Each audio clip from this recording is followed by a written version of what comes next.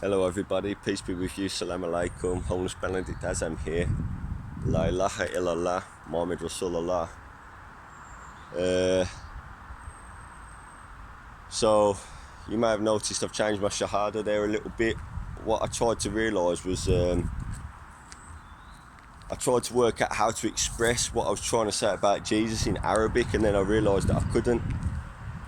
So for the time being, I'm just going to testify that La ilaha illallah, Muhammad Rasulullah, there is no God but God, and Muhammad is God's messenger. I think I'm looking for a specific word in Arabic to explain how Jesus relates to Allah, how Jesus relates to God. It's just scary. Anyway, look where I am.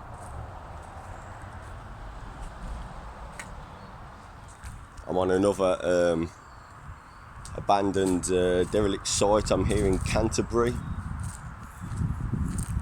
So I was in London. I got moved on from London. I got in an argument. Ooh. Touched something on my phone by accident. I got in an argument with some people, and I got a community protection notice against me. So I got banned from central London, the square mile where I was camping. So I've got to. I've never been properly arrested before in my life, and then when I come to London, I've been arrested 3 times, and I've now got 2 magistrates hearings against me. But I've got to go back to central London, and I'm in Canterbury, so I'm not going to bother with that. I don't think anything will happen with it anyway. Or if I go to prison, I'll just spread Islam around the prison or something, so it doesn't really matter. Whatever God wills. I'll probably learn loads of Islam as well, learn Arabic or something. I need to actually. Be a good opportunity to study. Anyway, so I thought, seeing as I went to London on this pilgrimage, I don't know whether I mentioned this, but someone said to me, well, why don't you go to Canterbury? It's been quite good to for my headspace and that, because look, I found out there's loads of weird stuff going on in London. What a bizarre place. Loads of people up to no good, witchcraft, people worshipping demons. I can't believe what I found out. So it's been quite good just to come here. Anyway, I'm gonna stop talking about that, because you probably want to see with this site. So this is the road into Canterbury here, and I just come in here and I was like, oh, saw the graffiti, have a look round just as I was walking here. Didn't plan to come here, and here we are. So this is oh, hang on, is that what it is?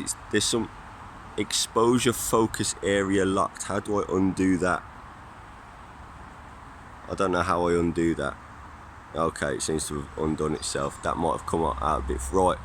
So this is a former university. I'm guessing this building was originally, it looks a bit like a manor house to me. But the last use of this building was Canterbury, a campus for Canterbury Christchurch University. I'll show you the sign in a second.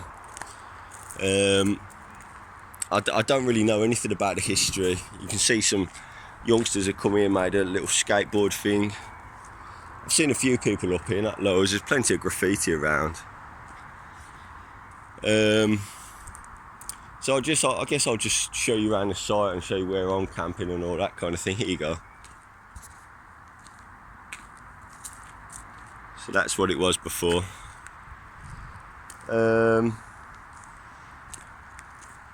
Yeah, Canterbury has the highest rate of students to townspeople of any city in the UK.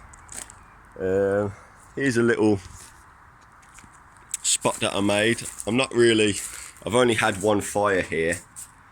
This is like a filing cabinet thing, and I haven't quite worked out where's a good place to have it. It's a bit too open. I didn't really get a lot from the fire, just 2 fire it's now, what is it, May, so it's not like it's really cold, but nevertheless, sometimes you feel like you're having a fire but you're not really getting much heat off it. So this is the way that I walk in, and I come through here. So when I first come here, the first night I had here, it was a bit late or whatever. This is the sort of place I like to hang out anyhow. So the first place I come was here, which is the old woodworking bit, and this is where I had my first night's sleep. It was a bit cold in here. You can see this. I didn't, because it was dark, I didn't actually notice how poor the roof was.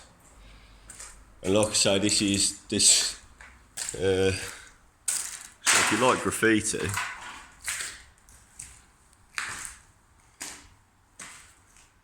this is a cool spot. Like I say, this is just on the outskirts of Canterbury, village called Harbledown. So I'm about 25 minutes away from, look, this is something I've not seen before. Someone come in with, excuse me, it's the flap on my camera, hold on, 1 second. This is going to be quite a long video, I think, because there's lots to see in this site. With this kind of like abstract graffiti here, there's quite a few examples of this. Oh, here's another one. It almost looks like Japanese to me or something like that, you see. Yeah, like I say, this is a woodworking shop. You see someone's come through and, you know, stripped out all the metal and that. I found this spot and I was thinking to myself, hey, you know, this could be quite a good place for a fire. If you had, because you see there's this here. So I think this must have been like for an exhaust fan or something. But you see here, if you had a stack of bricks here and you somehow had a pipe, you see, I wondered whether this is like a heavy piece of iron guttering. I wondered whether that would go through there. And you know, this is one abandoned building where there's actually not a lot of bricks around. Right, okay, anyway. There was something that actually said woodworking shop, but I don't think it matters. Anyway.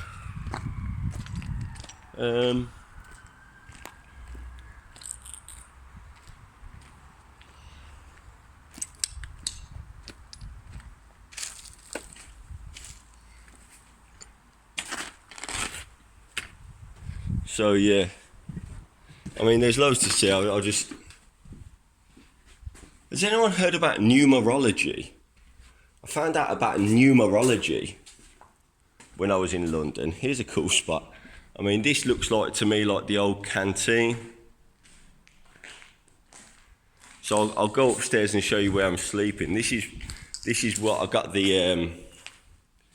This is what I'm using for my bed. This is what's left of it. So it's just an old cushion, and I've ripped the actual cushion bit out here and here and made a bed out of it. Oh. For a long time I've been trying to protect myself against the evil eye. I seem to be and when I was in London I heard about numerology. Here you go, it's quite dark in here. Oh yeah, you can still see though. This is one of the old lecture halls. It's a bit weird how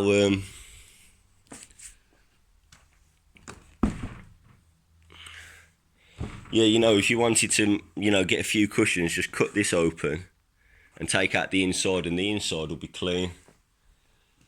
There's still quite a lot of, you know, not like the really valuable scrap, but there's still like quite a few bits and pieces. Anyway, I'll show you where I'm camping.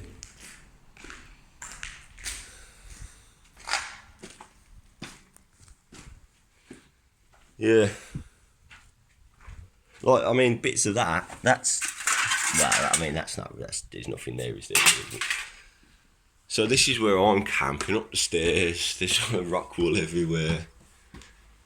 I've been trying to, you heard about numerology. I've been sort of like repeating phrases in my head because I was getting attacked by the evil eye, ambushed by the evil eye so much. This is going to sound a bit wacky, conspiracy theory kind of stuff, but it's true. And I've been trying to come up with like phrases, and then here you go. This is what I'm on at the minute. Pi square piracy Mohammed.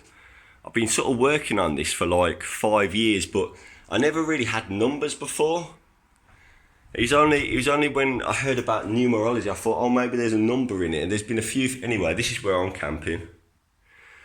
See, it's a bit like this sort of crazy man's writing on the wall, kind of lunatic trying to work out what the answer is. That was an old one. Someone gave me this little bottle, or left it there. Some youngsters kindly left it me, and you sort of take the top off and you can, it's like a paint pen kind of thing, whatever.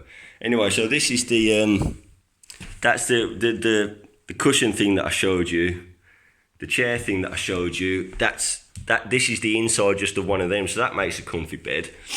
I've been in here maybe like a week or something, so there's a few, I need to still do a bit of cleaning out. A couple of days ago I found a brush, because there's all glass on the floor, so I need to, if I'm going to stop here much longer, I need to properly tidy up. I think this is going to be a longer video. I mean, just because there is lots of places to explore, you can get up on the roof and everything here. I mean, there's loads of just rooms like this where it's dark because it's all been boarded off. I mean, if you can come out and just stand on the roof here if you want to. Ugh.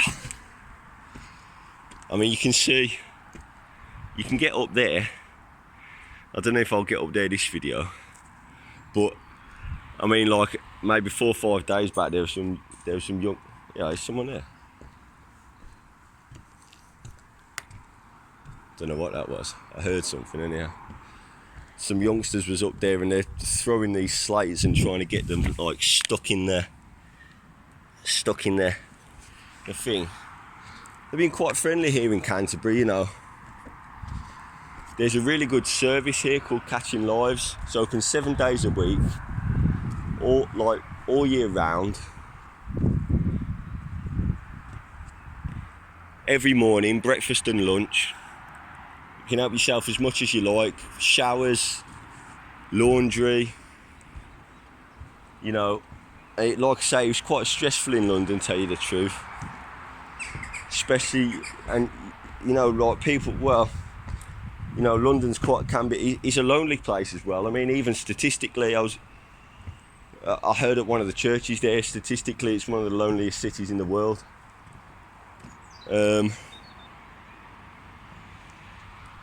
So Canterbury's been quite nice actually, friendly, and you know, like the first few days I hadn't quite worked out where all food and that was, and again some lads come in, they spotted me and they give me like, you know, a few snacks and that, which I did actually really appreciate, you know.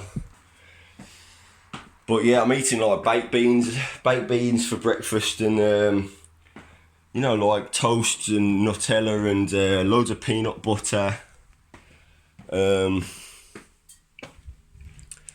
then they do a lunch as well. Sometimes you can get seconds. On a Thursday, there's a cafe that you can go to. I'll show you that other building. I might go up on the roof. There's a cafe that you can go to.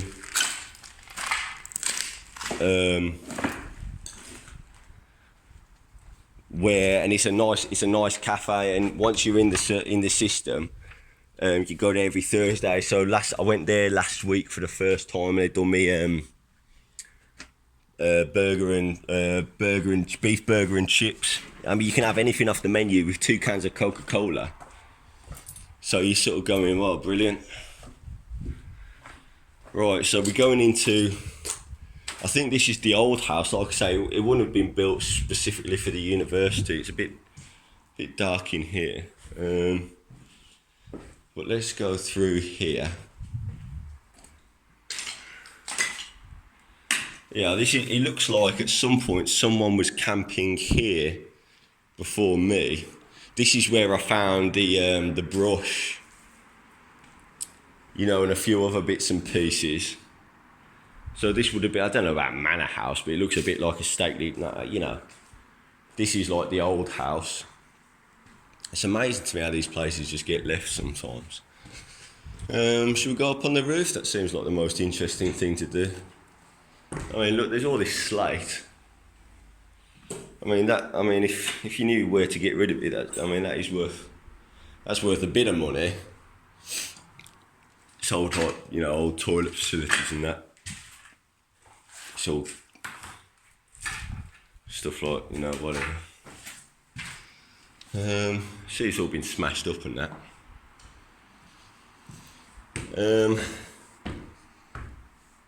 So, sometimes you do have a little whinge and a moan to yourself. You go, oh, this is so tough and that. But actually, praise God, this has been quite a good restful spot, and it's good to have that routine. And also, I've had digestive health problems over the years, which I'm still trying to sort out. So it's actually quite good it's sort of like I'm intermittent fasting. It's a bit dodgy. You see, there's no banister anymore. I'm kind of intermittent fasting, just out of necessity. Although actually 3 days a week, there's sort of there's a cafe. Well, it's not exactly a cafe. It's sort of like a place called City Space, where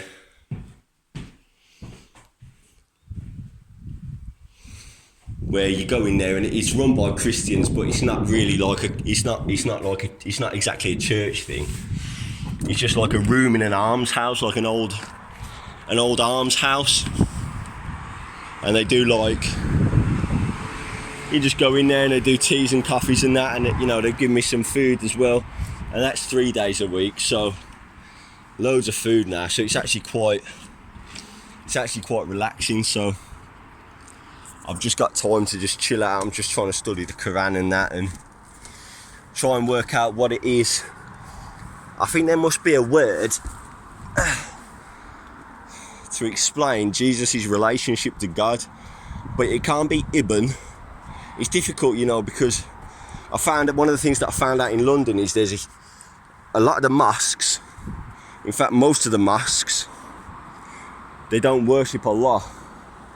They're actually polytheists. They've got a fake form of Islam, and they're actually corrupting the Quran. It's come to me as a big disappointment. There's a particular demonic idol, I don't want to mention his name, also worshipped by the Freemasons. Here we go, up on the roof. Nice view. Also worshipped by the Freemasons. Sad. So I'm still sort of just kind of digesting everything that I learnt in London, and just the walk here took a little bit out of me because I had to leave. I got arrested and then they said, right, you have to leave, you're banned from the City of London for the next 3 days or something. You're banned from the City of London, and you have to get your stuff and leave today. And I think they thought I might stick around in London, but I just thought nah, because there weren't nothing to do. Like all the libraries and that, and everything interesting to me anyhow was in central London. So yeah, I guess I may as well say this demonic idol's name. There's a disbelieving jinni. So you've got the jinn, which are like angels and demons. Oh, I'm kind of thinking not to. It's horrible.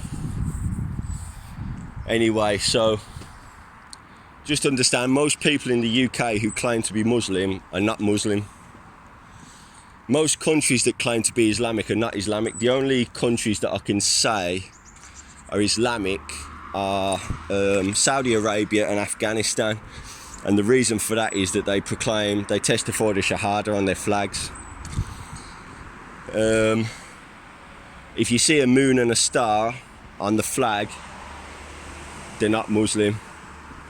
They're demonic. They whisper the names of demons. It's shocking what I found out. And they're in collaboration with the Masons and the police. And again, I know I'm going into conspiracy stuff, so hang on, try not to fall over when I'm going down here. Right. So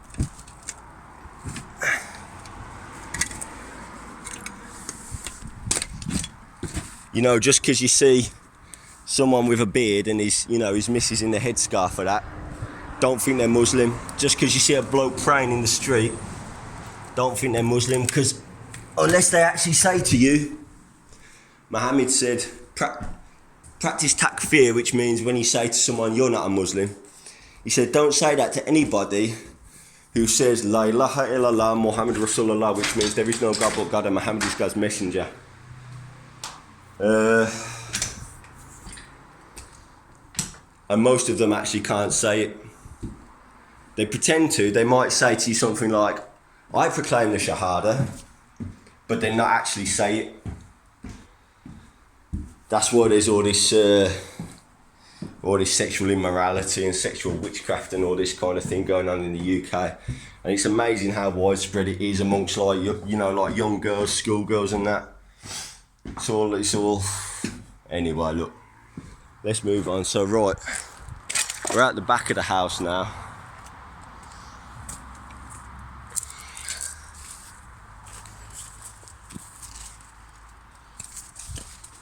Remember, we're told in the Old Testament, God tells us in the Torah, not to say the names of demonic idols. I mean, it's amazing. The situation is not what I thought it was. you have a situation where you're thinking, well, I'm not living in the country that I thought I was living in. Anyhow. Right, so this is there's a nice bit of woodland at the back as well. See, this is like what they would have used for a car. Well, this is the old car park up here.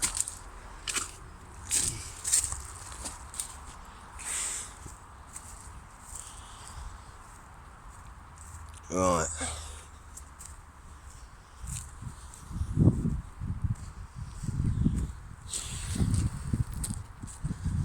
So you see, this is I'm trying to see now.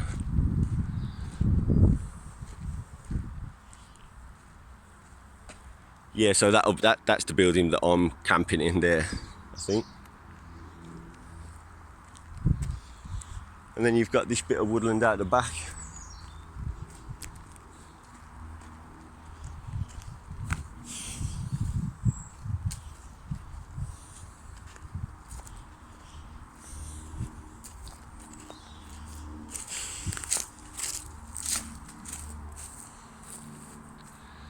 Well, 23 minutes. This is going to be one of my longer videos.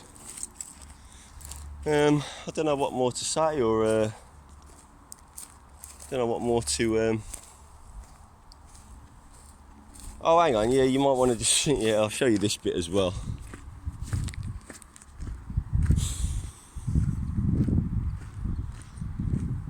So yeah. God tells us, He gives us the Quran in clear Arabic. He tells us that the Gospel, the Quran and the Torah must be are in agreement with each other. So I've really been wrestling with this, how to express the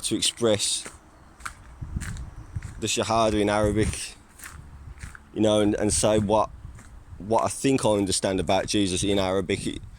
So maybe that's why I'm here in Canterbury. It's obviously a holy city. I mean, I went to Canterbury Cathedral for an evensong. To be honest, I was quite disappointed. It's really sad what's happened in the Anglican Church. Again, corruption of the Freemasons. There's even a little demon icon. It's so sad. I took it up with the vicar, who's a woman. You shouldn't have woman vicars. I said to her, what's this little demon icon on you have to pay to get in during the middle of the day? And she said, oh, that's just that's a little mascot of ours, Gregory Gargoyle. It's not. It's a demonic icon. Sad. And there was very little, it just felt like a tourist attraction.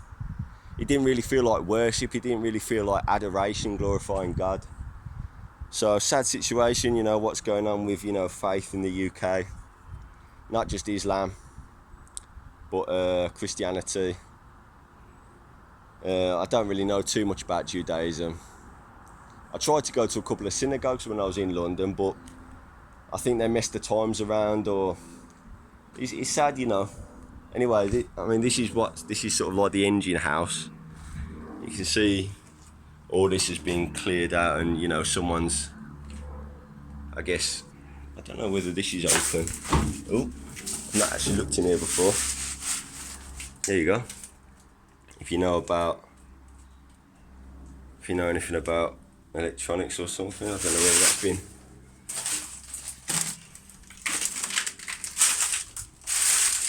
I don't know whether if that means something to anybody. I don't know whether someone's got a pop at that or what.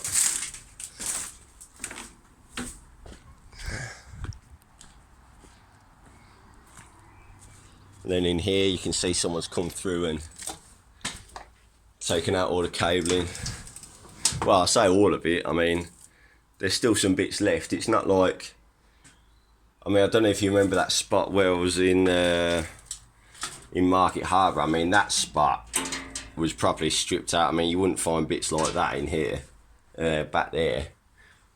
There's more travellers in that area though, that's what they're interested in. I mean, they wouldn't have left stuff like that, I don't think. I mean, there's still lots of little bits, you know.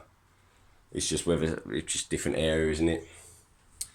At the same time, you know, I feel like there is still a spiritual energy here in Canterbury, you know. So, you know, I've been thinking of Jesus more as Rabbi Yeshua. He says to us, call no man Rabbi, don't allow anyone to call you Rabbi. Yeah, there's only one Rabbi, and that's Rabbi Yeshua. He tells us that in the Gospel. Everything's up in the air for me at the minute. I'm really having to do a lot of thinking about and trying to do as much. At the same time, I'm struggling with concentration. I'm still a bit I'm not very well.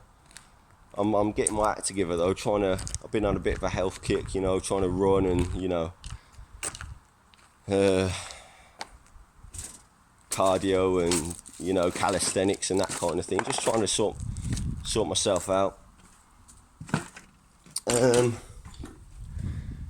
So yeah, you know, Rabbi Yeshua, have mercy on me, a sinner. Rabbi Yeshua, have mercy on me, a sinner. Rabbi Yeshua, have mercy on me, a sinner. That's a gospel thing though. You know, I've been thinking of Allah as Sajah scary. I mean, oh dear. Everything's a bit up in the air for me at the minute, you know.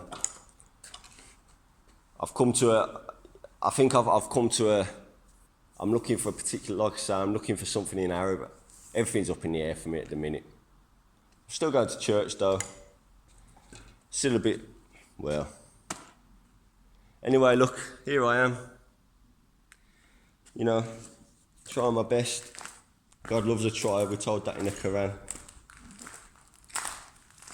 The best thing any Muslim can do is leave home, wander into the land and fight for the cause of Allah. I'm trying my best, you know. Sajah scary, have mercy on me, a sinner. Sajah scary, have mercy on me, a sinner. Sajah scary, have mercy on me, a sinner. I don't know.